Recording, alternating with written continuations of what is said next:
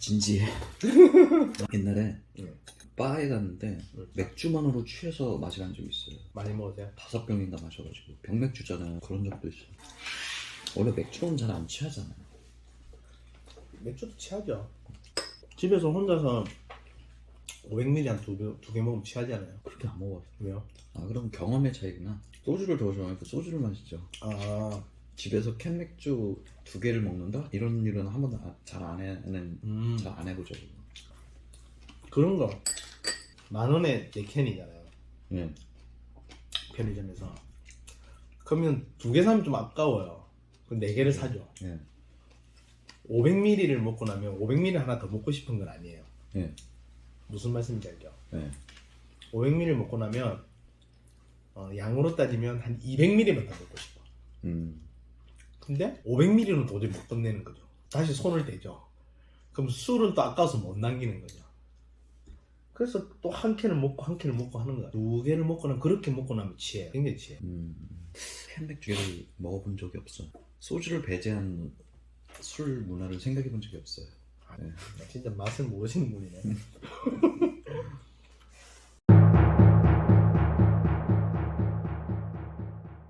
저쪽에 보이는 산 이름이 뭐예요? 산 안 좋아하세요? 어차피 내려올 거라서. 운동 안 하세요? 운동? 운동은 좋아하는데 산은 운동이 아니죠. 아 어제 농구 잘한다 그러셨죠? 저는 수영 좀 하거든요. 어, 새벽 수영 몇 년 했어요. 수영 좀 하는 것 같아요. 옛날엔 물 되게 무서워했는데 수영장에서 수영 배우고 나서부터는 물이 그렇게 무섭진 않더라고요. 아니 어른 돼서요? 네 어른 되죠. 그거 되게 어려운데.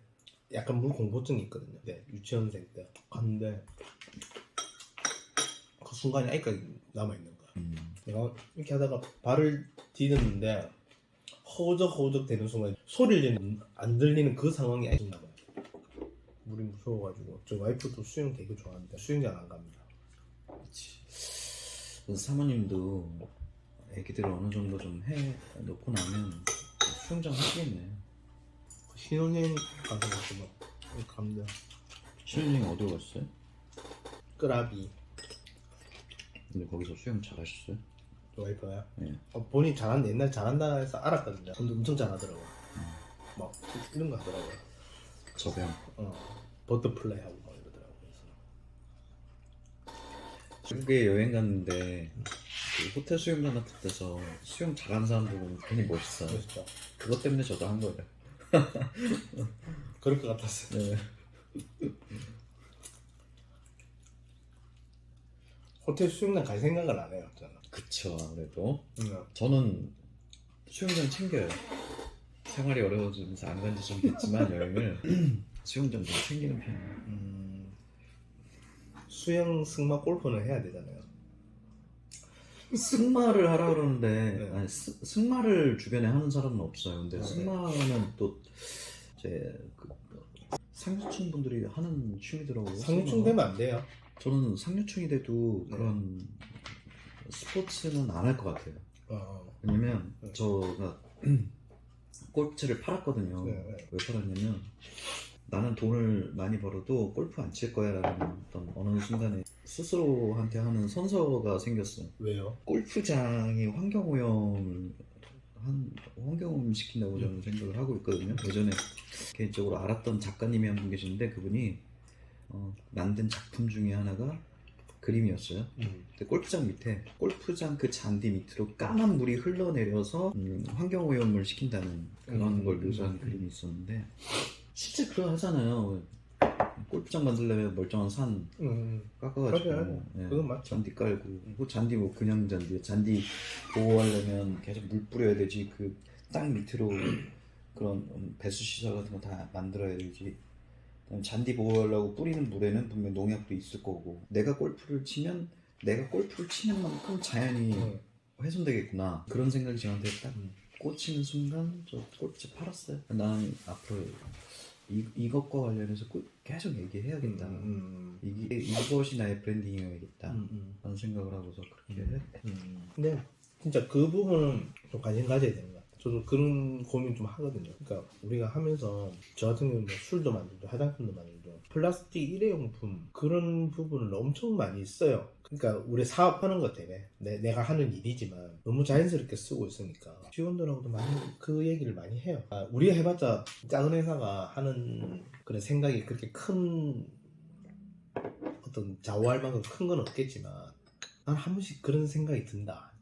좀 재스러운 마음이 좀 생긴 게 자꾸 내가 하고 있는 거에 대해서 바꿀 수 있는 게 있으면 좀 바꾸면 좋겠다 고민을 좀 하죠. 근데 이 동네 아들은 이미 공적 가치에 대한 생각을 이미 하고 계시던데 저한테 여러 번 말씀하셨는데 그런 생각 많이 해요. 할 수 있는 것들부터 해나가는 게 중요하죠. 네. 지금 대표님한테 동네 아들이 지금 환경도 지켜야 되고 사회적 약자도 응원해야 되고 그거 한꺼번에 다 할 수 없거든요. 그렇죠. 그럼에도 불구하고 이미 하고 계신 게 있어요. 그러니까 문제를 바꿀 수 있는 뭔가 전체적으로 하루아침에 딱 바꿀 수 있는 그런 역할은 안 되니까 대신 문제 인식은 많이 해요. 제가 생각하는 브랜딩이란 그런 거거든요. 사람들이 공감할 수 있는 긍정적인 이슈를 이 브랜드가 일관되게 메시지를 반복하는 거라고 생각을 해요. 근데 대표님께 어제도 잠깐 말씀드렸지만 대표님 영상 이렇게 계속 보고 있다 보면 일관되게 하는 메시지가 있어요. 그 후배 창업자들에게 가이드가 돼주는 역할을 하고 싶다는 말씀을 계속 하시더라고요. 네. 네. 그러니까 그 창업이라는 말을 안 썼거든요. 어느 순간 창업이란 말 쓰고 스타트업이란 말이 제가 창업을 하고 한참 뒤에 어떻게 보면 좀 일반화된 말인 것 같은데 창업 생태계가 제가 창업할 때는 그러니까 장사인지 사업인지 구분이 안 되는 그런 단계에서부터 시작을 했고 말 그대로 회사가 어떻게 이루어지는지 구성이 되는지 어떤 식으로 해나가야 되는지 이런 게 고민이 없이 그냥 내가 가진 자본 가지고 할 수 있는 정도의 범위에 투자를 하고 최대한의 투자를 하죠. 그 이후부터는 막연하게 그냥 뭐 성적표를 기다리는 그런 식의 창업을 계속 하다 보니까 물론 지금 이제 시간이 또 지나서 돌이켜 생각해 보면 굉장히 잘했다는 생각이 들어요. 그렇게 하다 보니까 저도 이제 그냥 깨지면서 배운 거죠. 현장에서 바로 깨지면서 이렇게 배우다 보니까 다른 사람들 하는 게 잘 보여요. 그러니까 사업을 하는 사람들 이제 좀 저보다 이제 어린 친구들 후배들한테 이제 뭔가 들고 왔을 때 보면 좀 해줄 말이 생기는 거죠. 제 경험을 이렇게 하면 성공해 저렇게 하면 성공해를 아직까지 얘기할 수 있는 저도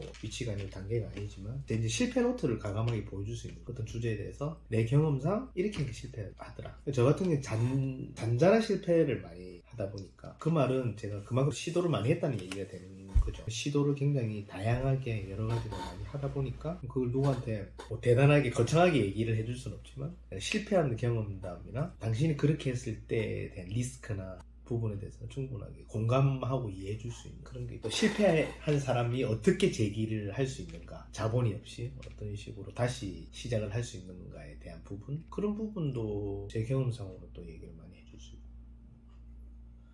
뭐 어쨌든 저는 뭐 제 돈으로도 해봤고 마더 파더 펀드로도 해봤고 정부 돈으로도 해봤고 여러 다양한 케이스로 이렇게 시도를 해봤는데 장단점이 있어요. 뭐 웬만한 케이스들은 좀 해봤으니까 이제 스타트업으로서 이 정도 성공을 했는데 그 다음 단계는 어떻게 가야 됩니까는 저도 잘 모릅니다. 잘 모르지만 그래도 진짜 아무것도 없는 상태 막연한 상태 근데 난 창업을 해야 된다. 어떻게 해야 될까요? 너무 막연해서 준비가 너무 안 된 것 같은데 어떻게 해야 되냐 그 단계에서는 뭐 저는 굉장히 좋은 얘기를 많이 해줄 수 있을 것 같고 그 사업이 그 정의하기는 좀 쉽진 않지만 제 개념에서는 멘탈 싸움인 것 같아요. 어떤 마음가짐으로 하는가 그 어찌됐든 생존 게임이잖아요. 어떻게 생존을 할 수 있는가 어떤 마음으로 생존할 수 있는가에 대한 그런 고민도 해야 되고 그런 부분을 좀 좋은 얘기 해줄 수 있을 것 같아요. 좀 저도 이제 지금 40대 창업자니까 50이 될 때까지 한 10년 정도의 노하우가 좀 더 쌓이면 저는 이제 20대 후반에 창업을 했기 때문에 20대, 30대 창업자들한테 공감하는 말이 많아요. 이제 들었을 때 굉장히 공감 많이 해요. 그 친구들은 어디 가서 이런 얘기를 못 하겠다. 그러니까 컨설팅 하시는 분이나 이런 분들 만나면 이게 너무 이게 유아적인 질문을 한 것 같아서 수준이 너무 낮은 질문 같아서 이런 질문 참아 못 하겠다 이렇게 얘기하는 친구들도 있어요. 근데 저는 그런 것들을 저도 그랬었으니까 그런 부분 이해를 하는데 지금은 이제 20대, 30대를 창업으로 겪으면서 이 단계에서는 그런 것 같아요. 이제 20대 창업이나 30대 창업은 지금 느끼기에는 저는 이제 가족이라는 게 30대에 생겼고 40대에 가족이 늘어나고 있는 상황이 됐고 그러면 조금 더 책임감이 무거워지는데 그런 상황에서는 어떻게 해야 되는가? 내가 결혼을 했고 가정이 생겼으니까 안정적으로 뭔가 사업을 영위를 해야 되는 건지 그런 고민도 할 수 있거든요. 충분히 좀 더 막 새로운 도전이라든지 이런 거는 좀 미뤄두고 이렇게 사업을 해야 되는 건지 그런 고민을 할 수도 충분히 있기 때문에 저도 한번 제 나름대로 경험 내보면서 50 정도 됐을 때는 좋은 얘기를 다양한 사람들한테 해줄 수 있지 않을까에 대한 기대감이 좀 있어요. 꼰대가 된다고 생각 안 하고요? 물어보면 대답해 줄 거예요. 너 그렇게 하면 돼, 안 돼가 아니고 어떻게 하셨어요? 그냥 물어보면 이런 상황에서 어떻게 해야 됩니까? 물어보면 대답해 주는 꼰대가 아니잖아요. 네. 아, 꼰대가 될 수도 있겠다. 조심해야지. 마더파더 펀드라고 그랬잖아요. 네. 아버지와의 추억 중에서 좀 깊게 남은 추억이 있어요? 아버지요? 네. 저도 이제 운동을 좋아했는데 아버지도 이제 제 기억에 아버지가 축구를 하셨어요. 그러니까 군대도 이제 군대 축구 특기자로 가셨던 걸로 기억하고 그 이후에도 계속 잘 하셨어요.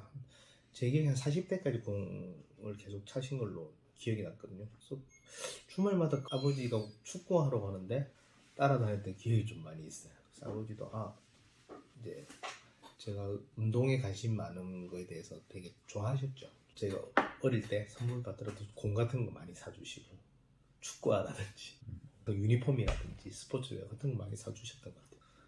그런 기억들이 좀 있죠. 그때 아버지와의 기억이 네. 지금의 인간 동료들을 만드는데 영향을 끼친 부분이 있어요?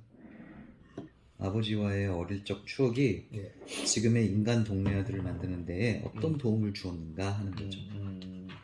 단순하게 뭐 제가 양조장을 창업한다고 했을 때 그러니까 제일 현실적으로 좀 끝까지 그렇게 막 협조를 안 해주신 게 아버지였던 것 같아요. 그러니까 아버지는 뭐 그 기술자시거든요. 조선 배를 만드는 기술자신데 그 모르겠어요. 기술을 배우고 이런 거에 대해서는 되게 뭐 나쁘지 않게 이렇게 생각하셨던 것 같은데 그걸 이제 기술을 바탕으로 창업을 한다는 것에 대해서 조금 그렇게 막 많이 응원하진 않으셨던 것 같은데 근데 좀 시간이 지나면서 이제 누구보다 좀 응원을 해주시는 그런 부분인 것 같아요. 근데 그 단계를 제가 잘 헤쳐나가는다고 생각하신 것 같아요.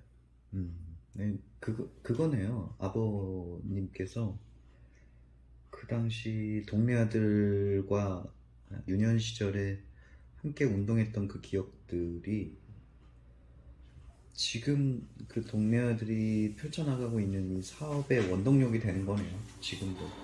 그렇죠. 이제 변함없는 많이, 지지와 예, 협력, 연대 이런 것들이요.